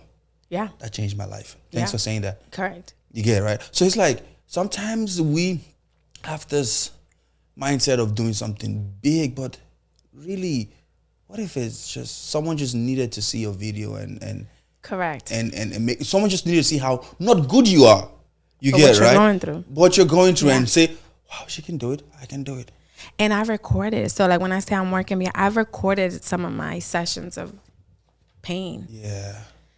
I just haven't posted. I know. I told you. Yeah, so, those but are I personal. hear Those you. are really, but really, I hear you though, because when I realized, now that I'm in a place where I could use social media for me, truly use it for me, it's a freaking blessing because it's out here. Yeah. But I wasn't using it for me. I was using it because of what I thought that I needed to use it for. And when I realized it was, it's because my mindset wasn't ready for social media and to receive what social media was putting out. And I didn't understand it. I was like, what the So it's not that it's like, get off social media. Get off social media if you ain't ready for social media. Because social media got some wild things happening, but change your algorithm. But first, you really change your mindset. Really become self-aware. Yeah. Really figure out, because everything, this coffee. Okay. Yeah. How do you use it for you? You know what I'm saying? Like everything you can try to shift it, because to the good, there's to the bad. To the chaos, there's calm. You know what I'm saying? You just have to figure out how to use it for you. But there's a mindset. The mindset of understanding, like the mindset of self-awareness is crucial. Like I remember, and I've had conversations with so many people where they're like, I just waste so much time scrolling and hoping that I was look at them and why not this and what. And feel better. But instead, you feeling like crap because you're scrolling because your mindset, it has nothing to, like, it's not there. Because that was me. I was scrolling and just being like, why am I? And it would be more like a comparisonitis or like, ugh, like I can't do it. Like they're making it look so easy and it's not. No. And it's just me being real. Until I said, shut up, take a step back, chill out, and just pray and meditate about it. And I prayed and meditated about it, and then I got off social media. And I'm like, I can make social. I got off it. I got off social media easily. I was just like, and when I say off it, I'm like still scrolling here and there, posting here and there, but I was off it because, and I didn't realize how many people see you until I was asked all these questions last week. I'm sorry. Like, oh, y'all pay attention. You like, yo, pay attention. I went to a couple of in March. I think it was March. I went to Big Night Live and I bumped into so many people. They're like, yo, and I'm like, I'm going back out. I'm going back inside. What are you because doing? It's a conversation that is just like, I'm out. I don't want to have it. Hi, how are you? How's it been? You know what I'm saying? And like, wow, you've been away for so long. Haven't seen you, whatever. I appreciate it. I love it. I'm like, oh, but I didn't realize that you guys were that people are seeing. You know what I'm saying? No, that's the funny thing about Instagram. You understand, right? Like, it's a very deceptive place. People, you watch him. You see my stuff. So you see that I've been absent, but you haven't shared my post. You haven't supported. But you see my post. You I value see really. That's the bad thing about Instagram. People do it Instagram, like, and like me too. I wouldn't sit here and say like I don't have the times where I like at the beginning of every year I delete my Instagram for a month. You understand, right? So like the first month of the year I just deleted and just stay like that, stay calm without nothing. Try to get myself in. You know, and then after that I come back to Instagram. You understand, right? So that's kind of like how it is. But yeah, man, I definitely feel what you're saying. Yeah, or like breaks. Like you could still have the mindset of social media and need a break from it. Do what you gotta do for you. Do what you gotta do for you. The minute I came back with a different mindset, my social media, like I was on there, my algorithm changed, and I made it work for me. Yeah, I love that. My next question, okay, let's talk about some misconceptions and myths about self-awareness, okay? I wrote that somewhere. What are some misconceptions or myths about self-awareness that you've often come across, and how do you address them in your coaching or speaking engagements? Oh my God. So I think that it's been challenging because people really are not. They don't want to come to terms that they're not. And it's hard, right? Because can you imagine, at least for me, can you like imagine like thinking your whole life that this is red and it's all of a sudden freaking purple? I was like, what? So like when you're speaking to, when you're having these tough, because it is a tough conversation to have. And I think that when people, I randomly ask, I'll ask random questions. Yeah. Like I'll ask them questions that get them thinking about self. And purposely, those questions can come off like a self-awareness response. And there's not. It's like when I say, hey, how are you? Good. No, you're not. If you're not, you're not. And then you don't got to talk to me about it. But just there's an awareness aspect of that. Like, so I asked those kind of questions. Like, if you're so good, why are we here? So even when I ask, well, what do you want to be when you grow up? And is it what you're doing right now? And it's not growing up because when you was a kid, that's the question, is because we're still growing. Yeah. You don't stop growing up at 21 when you can drink. Or at like wherever your maturity level hits. They say the brain develops at 25.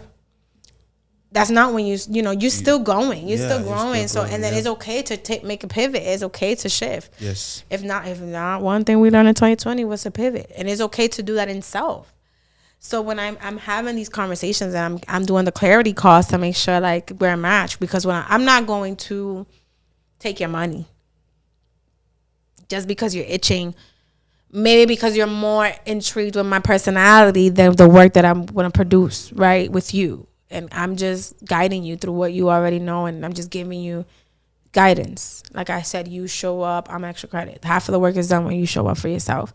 So like when I hear that the definition of self-awareness is just knowing just the basics and not your core values, not what you stand for, right? If you're second guessing certain things, you're not aware. And sometimes they second guess it because where they are in their life. But it don't matter where I've been in my life. I still value respect. I still value love. I still value honesty. Like, honesty is so important for me. That's one of my core values too. You know what I'm saying? Yeah. So, and I try to apply it, right? I apply it in 90% of what I do. And the 10% I leave it because there is room for errors, right? There's going to be a day where I do not want to operate type A. Yes. I want to sit down. I want to do nothing. I don't even want to do my hair. Don't ask me to do nothing. I don't want to cook. Yeah. I don't want to talk. I just want to sit here. That's it. And that's okay, which is where I'm like, that 10% to me is important because there's never 100% for me. Yeah, no. 100% is complacently. Welcome to the team. Of never 100%. I'm here for it. So it's just like when I hear that, it's just like, it's kind of like, yes, I could work with you. Like, we're going to change your life. Your life is about to be popping because you're about to be popping. Because now that you kept it real with yourself, I do a self-interview process with some of my clients where that, I get 5 tough questions between me and you, and then the next 5 is between you and you. And then we talk about it in the next session. Ask me a question. I want. Oh snap! No. Just one. One question you ask. I wanna. Oh my god.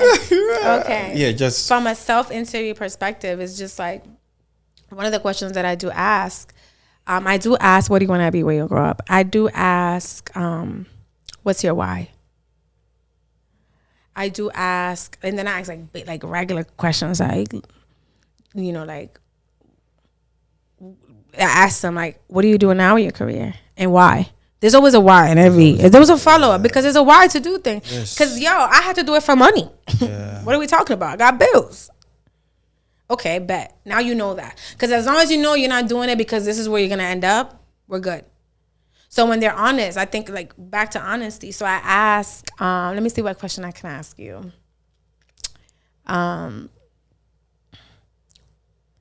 If you was somebody, let's say you're coming to me and you really don't know that you're struggling with working in finance because you find yourself to be the only person of color and you find yourself to be too much of a big personality in a space that's so black and white. I'm going to ask you, then what's black and white to you? What is black and white?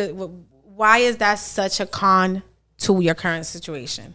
Because you brought yourself there, you applied, you interviewed, you're working, you're waking up early, you're getting your hair done, you're drinking your coffee, you're bringing your lunch, or you're eating out, you're doing whatever, And if you can identify that as a black and white, then what is black and white to you? And they can never answer. And I'm like, you don't have to know, right? And I tell them that all the time. You don't have to. I'm not here to come at you. Trust me, I ain't shit. As much as I am dope, I ain't shit. Okay. On this side, I ain't. Wow, that's the most powerful. That's the most powerful thing you can. I ain't shit. Just that realization. I ain't shit. I don't judge nobody because I don't got time. Who am I? I ain't shit. I'm dope, but I ain't shit. So let me tell you. Don't let this fool you. Don't listen. We just. Listen, I'm very real with me. And sometimes it's a gift. Somebody, I think sometimes it's being too transparent is a gift and a curse. Because it gives certain people access to who you are that they don't deserve. Yeah. And I'm learning that with time. But that question, they can never answer. It's normally because of what they know, what they hear in their surroundings. And this is why I say I'm different breed, because if I'm always bringing a different perspective on the table, and it's an uncomfortable one at that. Yeah. It's an uncomfortable one because if you're telling me that you don't know why the black and white of your current situation is uncomfortable for you, you are not self-aware. Yeah. For me, that was I just told you my story, but I knew the black and white. The black and white was that my favorite color is red. That I'm too big for this. I'm 5 feet, but I'm still too big for this. I'm too bright. I'm too open. I'm too big for this. And I'm not feeling fulfilled. Fulfillment is huge. I am not fulfilled in this position in what I'm doing in my life. I wasn't fulfilled in my career. I wasn't fulfilled in my love life. I wasn't fulfilled within. So what's the whole point of living if you're not fulfilled in those areas? You're just existing at this point. And nobody got time for that. Yeah. I love life. Even in the most, when I'm not going through something crazy, I'm like, I need some.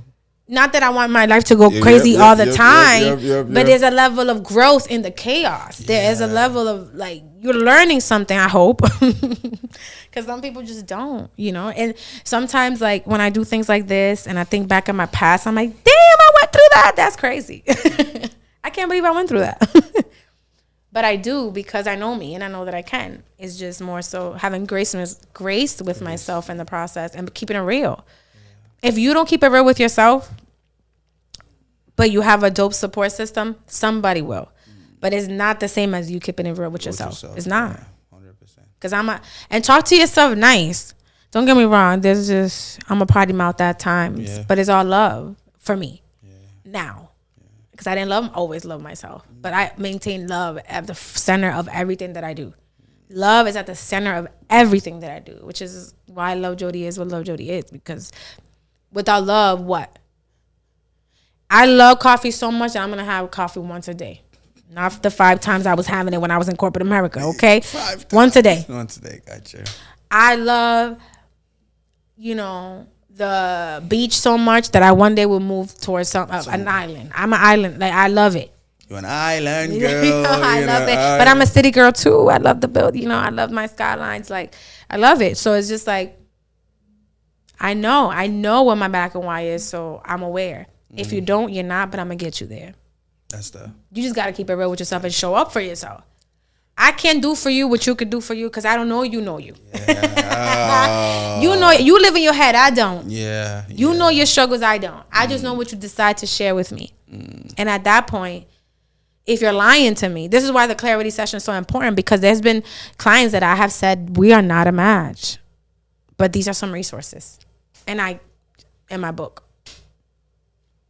I'm not leaving you high and dry, but I'm not going to do a disservice to take your money just because you really believe in Love Jody. I love that you do, and I appreciate that you do, but I'm not the one for you. These are the resources. These are other coaches in the Boston area, just coaches, period, because you could coach across the world right now. It doesn't matter where you're sitting.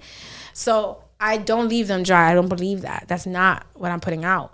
But I'm not going to match with you just because of income. Income, yeah. Yes, it's great, but I know that the results, you're not going to, it's not going to work, right? Because off the bat, I could tell you're finessing.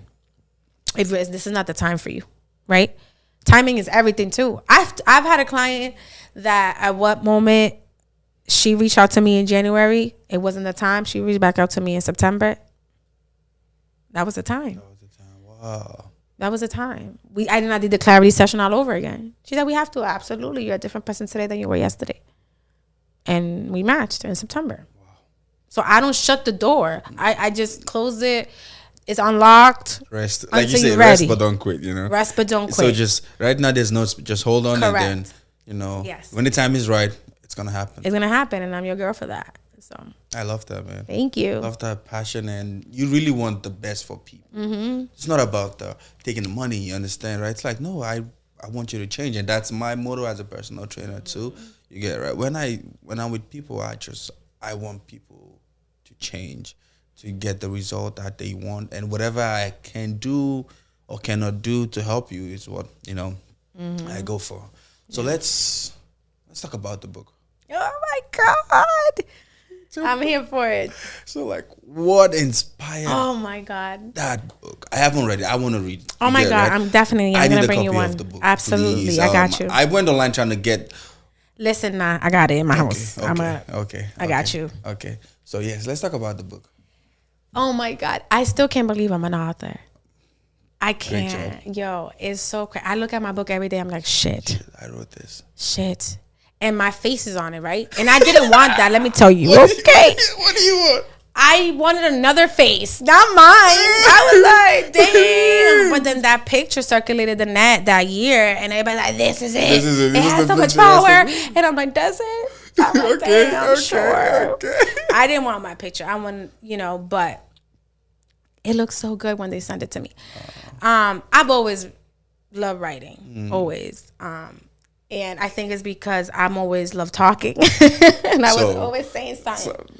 And I could make a conversation and a story about anything. Like I love writing. And in my writing, I feel like you hear my voice. on paper. We all do. Right? I think it's so cool. Like even text messages. Like I know when my friends meet. Like I could hear their voice. What they sound like. Yep. Yes. Yeah. One of my mentors, she's like, when she texts, she's like, hey there. I can hear her voice in my ear through text. And it's crazy. So Liberty is her, like, it started in 2020. I knew I wanted to write, but I didn't have the resources or I didn't know how to start. Yeah. It's not cheap. And then I joined this program, this class called Right Now. And it was to write a book. Right now. I like that. I like that. Right now. And it was a women's group led by a Jamaican woman, my mentor. Yeah. Excuse me, and friend. And I was like, I'm going to write a book. And there's a room full of strangers. Like all the women in the group I never met them before outside of my mentor. And she motivated me too in the sense of just coaching as well. Because when you're an instructor, a teacher, and you're guiding. You're guiding, right? Yeah. So I'm writing this book, and I'm like, what am I gonna write a book about? I could write a book about so much, and I had all these ideas, and I'm always vision oriented. Like I could see the bigger picture, and then I think about like the behind the scenes. Yeah, behind the scenes. Like so, I had a dream about. So when she said, you wanted to write a book, and I produced this, I want you to be one of my first students, the rollout, and I'm like, oh my god, and it's 2020. What are we really doing? Nothing. So I was like, okay. I'm nervous, right? I said, okay, real like, okay. Yeah, that's how you said okay to this before. Absolutely. I was like, sure, why not? And now, send me the Zoom link for class. I'm like, oh, okay. This is serious. And then I saw that she sent me the syllabus. I'm like, oh. This is a real class. It's no disrespect, right? Because I believed her, but I just didn't. It was a lot. And, I had a dream, and I saw myself picking up the book, and I saw the red of the book in the dream, the same red. And I'm okay, so the cover's gonna be red. And I'm thinking about the cover, everything, but the writing. Writing, everything else. She's like, we Jody, about the result. That's the funny thing. It's so crazy. And I'm in a lot of like projects. Yeah. So like I'm sit on a couple of boards, and I'm always the events person, and like I think about the vision, like what the result. The result, yeah. And then the nitty gritty. It's gonna be. This is what we're gonna talk about. This is what it's gonna look like. The launch of the book, everything. Listen, you're thinking everything on that side. And you're not even thinking about this. So she's like, "You gotta write. Yeah, you gotta write. You gotta write. Jody, shut up and write. Write. There's nothing. It don't matter how red the book is gonna be. Like I'm like, what about the title? Don't just write. What do you want to write about? And I love self-help books. Love self-help books. It's just something about, and it matches who I am. You know what I'm saying? Yep. When I was asked, what's your favorite genre in reading, I'm like, self-help. I'm like, oh. No shame. Snap. Yeah. And that's a level of awareness that's something you don't even notice. Yeah. Because then when you become self-aware, you do things and you realize that is such a me thing to do if you're aware. Other than that, you're just going to think that it's just, you're going to be on autopilot because it's what you're supposed to do. So when writing the book, I'm like, I really want to share women's stories on their challenges through self-awareness. Like, how does self-awareness help you with challenges in your life, the biggest challenges of your life? And there's so many stories, and I had so many different women around me that had dope stories. The goal was to interview women across the world. That was the goal, but it was 2020, and even though like, and then the program was, that's a beautiful concept. Yo, it was supposed to be, and it's still going to be, right? Because I'm working on a project to do that in a different light. Yeah. Because I love Liberty as her. I love my book, my friend. It's just that's your baby. Yo, man. It's so crazy. As much as I love Jody, right? Yeah. I just love Liberty. Like it's just the work, the interviews that I did, because then because of the time, it was a 1 year. It was a 1 year program. So she's like, I believe that if we work together, we could produce a book in 8 months to a year. And I started writing my book in March of 2020, April 2020, and I self-published my book, and I had my copy in November for my birthday, which was wild. Like the launch was on Zoom November 21st. My birthday is November 20th. So I'm like, oh my god, it's happening. And then just like, then life is laughing. Life is lifing, right? Life is happening. 2020 was what it was, the chaos. But the thing is that because I went through my dark moments in 2017 and I stayed and I allowed myself to not work and do nothing for 3 months, I kind of already understood what it was to stay still. Yeah. And I had a really, a lot of the mental health challenges that arise in 2020, I kind of dealt with them in 2017 when I went through what I went through. Yeah. So like 2020, I'm like, it's not that I wasn't impacted, but my mental didn't take such a hard hit as I've heard so many people that experienced it. You know what I'm saying? So I produced this book and I'm writing. So I interviewed the dope people in my life. So the dope women in my life that I prayed on it. I grabbed my laptop. When I knew the title of the book is when I started writing. I know it's some crazy. She told me not to, but I just needed it. It's just a me thing. It just feels better. Yeah. It's just a me thing. Yeah. Excuse me. So I wrote it in my Google Doc and I prayed over my laptop. Oh my God, what am I going to do? Because I'm stubborn a little bit. I'm like, I really want it to be women across the world. But it's like the amount of research that takes was not available. Right? The way I wanted it. Because it was about to be crazy lucky. I was like, yo, I might interview women all over the world. Like, the world, not the country, the world, okay? And maybe I can travel to see that. This was my vision because I wanted to record it. Yo. You feel it more when you do that than on Zoom. You in person. I interviewed one in person. And I interviewed one of the women in person, and I'm crying like a little baby. and then I did it. I'm very old school, so I'm like taking notes. I'm like, yo, I could have definitely recorded this, sis. Like, I'm very old school, but I wanted to be present too. So I should have definitely recorded that one. But I'm like, okay, so I shifted and I was like, I'm just going to make this book about the dope women in my life who have overcome challenges through self-awareness. Yeah. And then at the end of the book, there's like a guide for the reader to start the self-awareness journey. So like there's no name, like, and I added my story in it. So I asked my friends who know me, like, can you figure out who I am? Figure out who's the her? Like, because I finished, and I don't want to say too much about the book, but I finished the book as we were talking about my signature, Love Jode. Every chapter, I finished it with a signature, Love Her. Because liberty is her, so every chapter is about her. You were so it was good. And that all came to me in like prayer, and I think it's the stillness of what 2020 was, right? And like I was able to just shut up because nobody's driving. There's no traffic. The first shutdown, me and my roommate, we drove into this. We got ready, like we were going out to the club. We're drinking, we're vibing, we're putting our hair. The first weekend of the shutdown, we made it from Dorchester to downtown Boston to Austin to Cambridge, back to Dorchester in 45 minutes. I was like, that would never have happened on a random Friday, on any other Friday night. 45 minutes is like the drive down or something to and maybe get in line. Yes, we've been doing, and it was so still for me. And then and that's when I realized I'm a hippie. I love plants. So a lot of my book was produced in like far away parks. Really? Like picnic style, laptop, speakers, snacks, water, notebook. And I was writing. A lot of my stories from Liberty is Her was on a park by water, which is why I think I love the ocean so much. Wow. Like, so it worked out.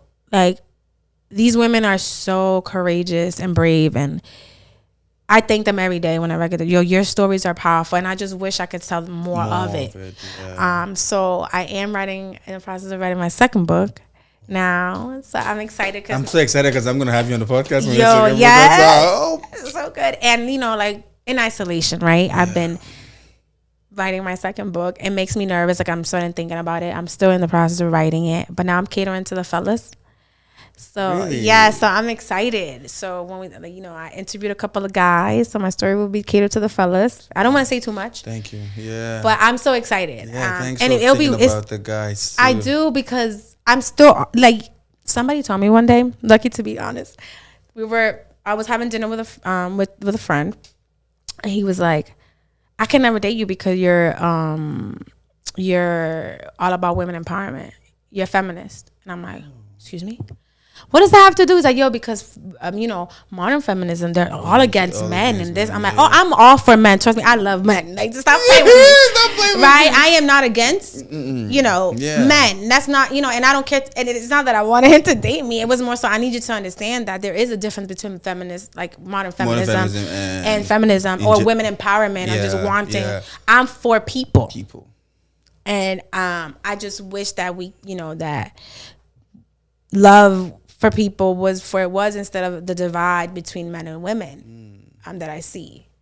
It's just crazy for me. So, like, I am writing a book catered to fellas. I just can't wait to finish it. And I just can't believe it either. Really? I just can't believe that I'm writing a second book. I know. Because now I noticed the difference, because I was writing Liberty Is Her in the middle of chaos. Remember I told you chaos? Yeah. Beautiful things come out of chaos. But the world was still. I didn't have the distraction of work. I didn't have the distraction of cars driving outside. I didn't have the distraction of parties and events that I want to go to or I'm invited to and I want to support, or nothing. Now is I have to take a different approach of writing this book because life is happening at the same time. This makes sense now why you're in isolation.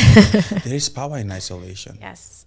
There is power. Like, you can't be writing something powerful and be trying to be with everybody. Now you got to be in isolation too. Most great people stay in isolation to bring out something the world later on appreciate. Absolutely.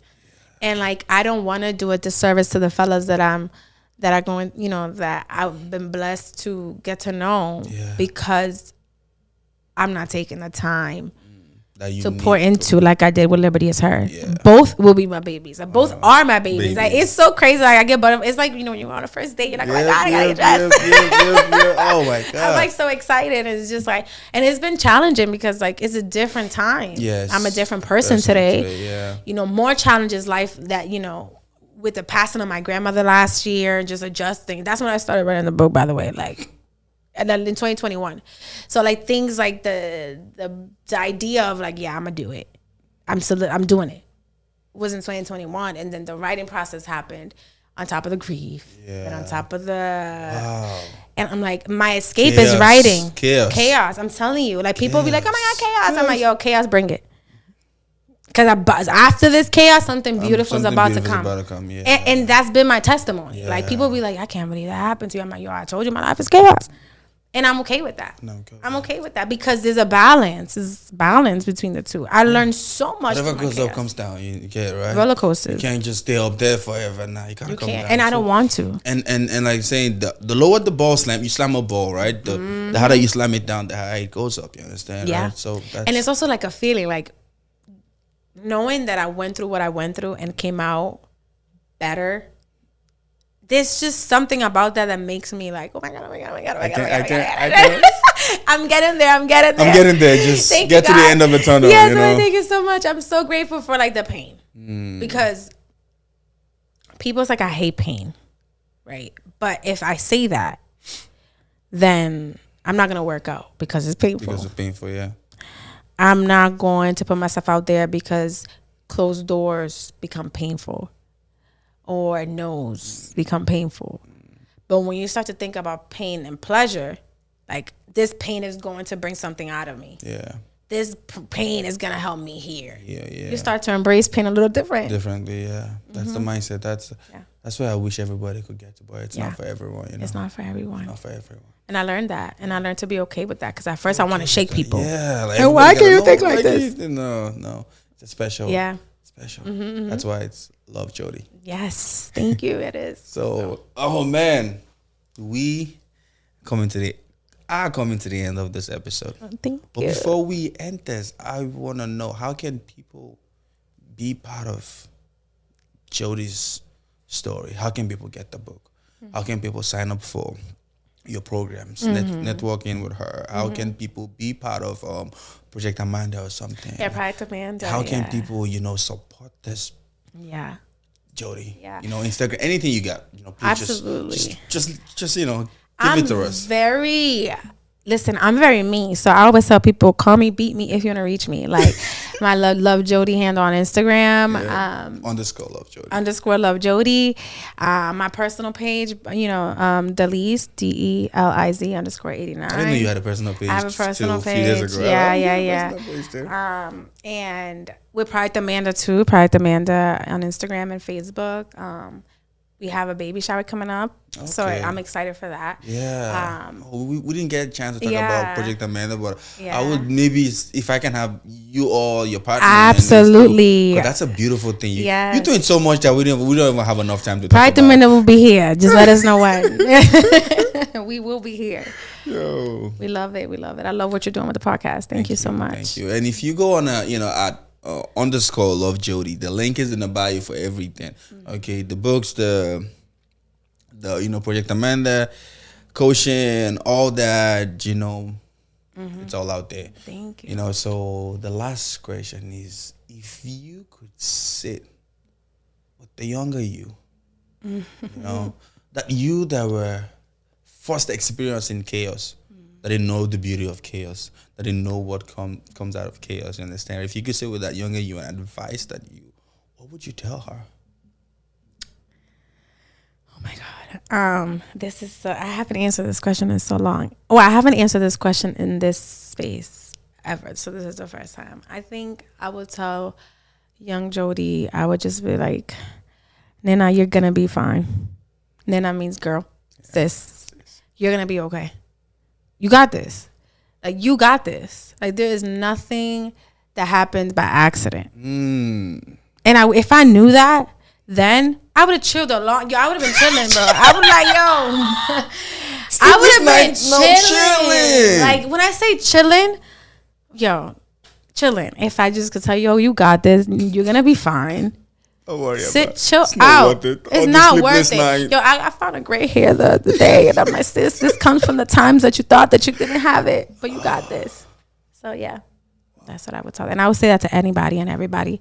You will be fine. You're gonna be fine. That's amazing. You're gonna be fine. That is mind blowing. I love that. Thank you. Thank you so much. I love that. Oh God, guys, we have finally come to the end of this episode. I love what Jody's doing. Thank you. Jody, thank you so much for coming on the podcast and sharing your amazing story and being vulnerable with us. This is someone who is not just doing what she does, but she's passionate. When I saw her, I was like, this is someone that is turning the mess in her life into a messenger. Life gave her lemon and she's making lemonades for us to drink. You understand, right? So the only way we can be part of this is to support her. She's a life coach. She's an author. She's a speaker. She does it all. So many projects. If you go to her bio, the link in her bio, you would see everything Jody does. The little we can do for her is just support her. You understand, right? She has supported a lot for us out here. Let's go out there and support our movement. Let's go out there and sign up for our classes. Let's go out there and read the book too. You understand, right? And she's coming up with the second one. I gotta read the first one. Yes, I want to read the first one, and then the second one. I want to even. Oh man, I can't wait to. So and that about guys. First one, ladies, and I really want to read it because I can't wait. Self-helps are my favorite books, and not just self-helps. I love stories about people, true stories, biographies and autobiographies. Yes. Those are the books I read because I want to hear people's story. Because I know success leaves clues, and the only way you can do it is by when you read those books. You might not be able to have the person in front of you, but through the book you can learn a little about them. So the fact that you are writing about stories of women, thank you for doing it, and I'm looking forward to reading it. Thank you for having me. It's been a pleasure. Listen, you are lucky. Because this is the first time I show up after a while, Lucky. So thank you so much. This has been great. Thank you for having me and for allowing me to share my story. You did a great job. You nailed it. Every single second of it. You're natural. And I want to do another one with you and Claire, Project Amanda. Yes. And let's talk about Project Amanda. And then hopefully when you drop the book, if you still find me lucky enough, okay, we'll do another one for the book. I got you. Yeah. Okay. So with that said, guys, happy 4th and have an amazing week. I'll see y'all next week. Remain blessed. Stay blessed.